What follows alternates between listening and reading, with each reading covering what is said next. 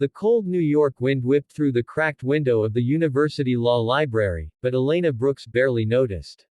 Her fingers ached from hours of note-taking, and the fluorescent light above her flickered with the same uncertain rhythm as her heart. She glanced down at the eviction notice folded beneath her criminal procedure textbook. 7 days to vacate, or face legal action. Ironic, she thought. A future lawyer, nearly homeless. Her stomach growled. Dinner had been a half-eaten granola bar 12 hours ago. But she stayed, because leaving meant stopping, and stopping meant breaking, and she couldn't afford to break. Not yet. Not this close. She turned the page just as a crash echoed down the hallway. A man's body slumped near the vending machine, his uniform stained with blood, his head tilted at an unnatural angle. Elena was on her feet before logic caught up to instinct. Hey, can you hear me? She called, kneeling beside him, pressing her scarf to the wound on his forehead. His breathing was shallow. Blood smeared her palms. She shouted for help, her voice cracking in the silence. Then he blinked. Don't go, he mumbled. I won't, she whispered. You're going to be okay. She had no way of knowing that in saving this stranger's life, she would rescue her own. Elena Brooks had been chasing justice long before she ever understood the law. She was 13 when her mother, Maria, was taken away in handcuffs for a crime she didn't commit, accused of shoplifting medication from a pharmacy when, in truth, she had begged the pharmacist to spare her daughter's asthma inhaler. There were no lawyers who came to help. No mercy shown. By the time Maria was exonerated 3 years later, pneumonia had taken her in a prison hospital bed. Elena never forgot the cold silence of the courtroom or the cheap perfume her mother wore to their last visit. In that moment, she made a vow. No one else would feel that powerless on her watch. She buried her grief in books. Scholarships carried her from high school valedictorian to Columbia Law School. But brilliance came with a cost. She worked 3 jobs to survive, cleaning offices at night, tutoring undergrads, and serving coffee at 5 a.m. Her professors admired her, but few understood her. She kept her head down, didn't date, didn't party. Her apartment had no heat. Her fridge often sat empty. And still, she never missed a class. She told herself it was enough, fighting for the future, even if the present hurt. Then came Caleb Morgan. An EMT by profession, Caleb had his own quiet wounds. 2 years earlier, his younger sister, Danielle, had taken her life after a sexual assault case was dismissed for lack of evidence. Caleb buried her in a town that never spoke her name again. Since then, he'd poured himself into saving strangers, trying, perhaps, to save a little bit of her in each call. He had been running to a call on campus when he slipped, hit his head, and passed out in front of a vending machine. Elena found him bleeding and barely conscious. She didn't ask his name. Didn't hesitate. She just helped. And for the first time in months, Caleb felt something other than numbness. They didn't know it yet, but they were about to change each other's lives. Elena Brooks had learned early that silence can feel louder than screams. After her mother's wrongful arrest, no one came. No neighbor knocked. No social worker checked in. The world moved on, and Elena taught herself to survive in the stillness.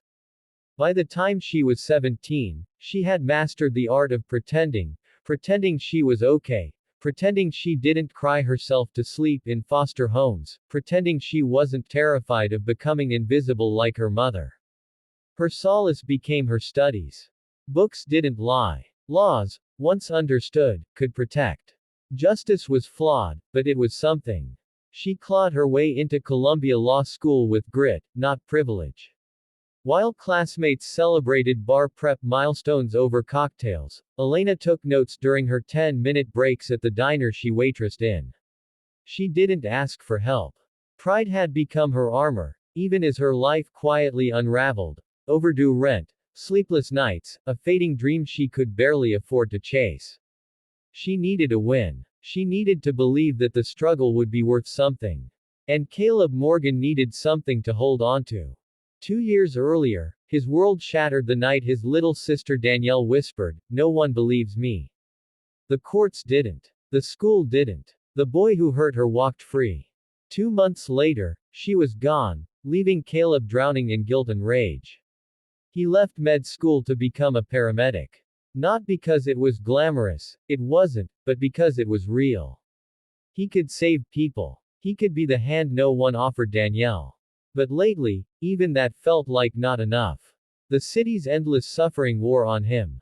Each overdose, each car wreck, each silent plea from strangers who reminded him of her, it chipped away at his strength. He didn't remember hitting the floor outside the library vending machine. Only the blur of pain and the press of warm hands on his face. And a voice. Gentle. Fierce. Unshakable. "I won't let you go." He didn't know her name. But in that moment, kindness had a heartbeat, and it was hers. The ambulance took 8 minutes to arrive. Elena stayed for all of them. Kneeling beside Caleb, she pressed her wool scarf against his bleeding head, hands trembling as she whispered steady reassurances. Her textbooks lay forgotten. So did the eviction notice. In those 8 minutes, time stopped. She saw a man not just bleeding, but breaking, his breath ragged, his eyes wide with something older than pain.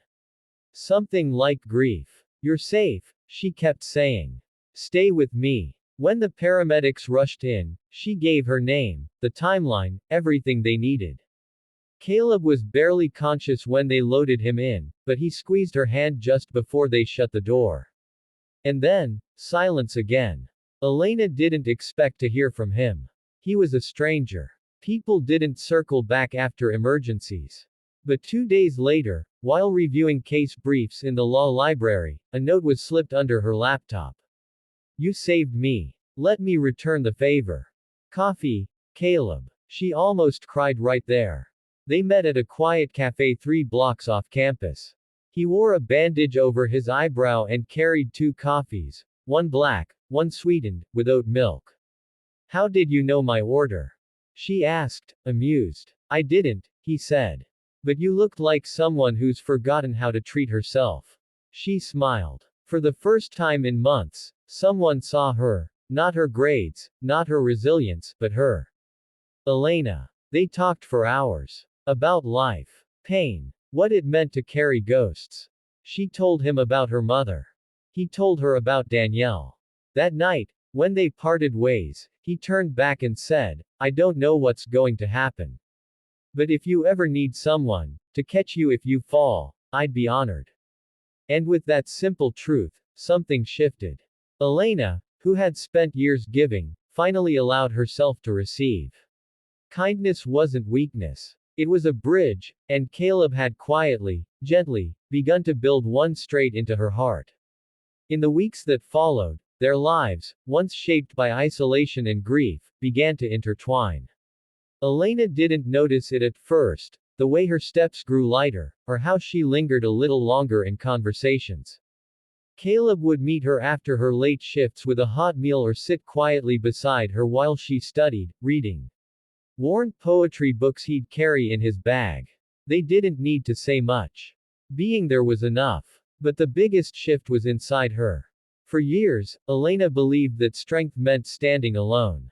That love was a luxury she couldn't afford. But Caleb's presence began to unearth something she had buried long ago: hope. He encouraged her to apply for a prestigious summer internship with the Innocence Project, work that would allow her to fight for those like her mother. She scoffed at first. "People like me don't get those chances." Caleb only smiled and said, "People like you change the world. Let them see that." She applied. 2 weeks later, she got it. Meanwhile, Caleb, who once avoided the world beyond flashing lights and trauma, found himself smiling again. He started volunteering at a teen crisis center, using his EMT training to mentor young survivors, especially girls like Danielle. He brought Elena with him one evening, and when she spoke to a 15-year-old who reminded her of herself, the girl clung to every word. "That was beautiful," Caleb whispered later. "You have no idea what you just gave her." Elena paused. "I do," she said softly. "Because someone once gave it to me." The apartment eviction was no longer hanging over her head either. A professor, impressed by her work ethic, connected her with emergency housing for low-income students.